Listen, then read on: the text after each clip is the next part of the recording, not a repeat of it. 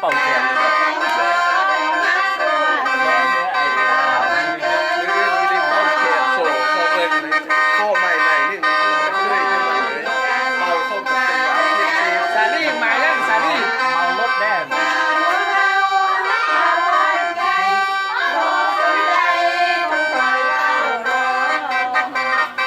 สมดังวาจา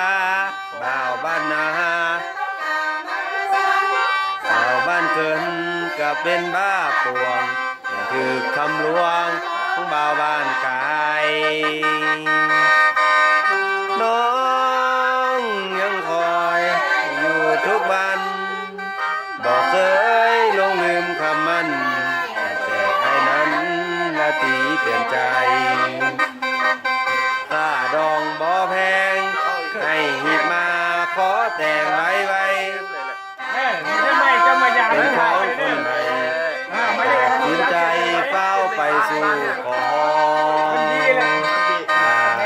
เป็นเคยใน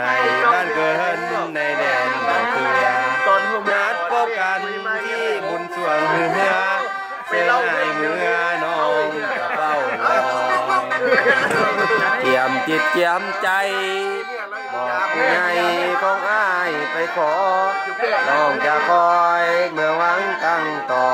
หยุดไปสู่ขอสาวบ้านเกิน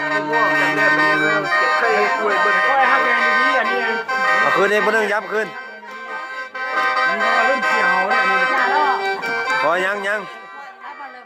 น้องปตาจงสงสาร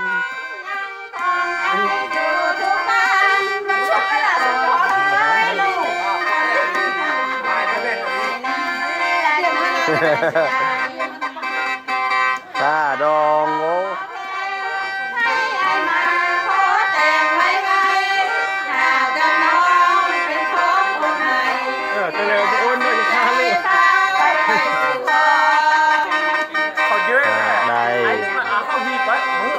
บ้านเกินในแดนบ่อเกลือนัดพบกันที่บุญสวงเหือเตือนอ้ายเมื่อน้องจะเฝ้ารอเตรียมจิตเตรียมใจของอ้ายไปขอน้องจะคอยเมื่อหวังตั้งต่อไปสู่ขอเป็นเคยบ้านเกินสวัสดีพึ่ง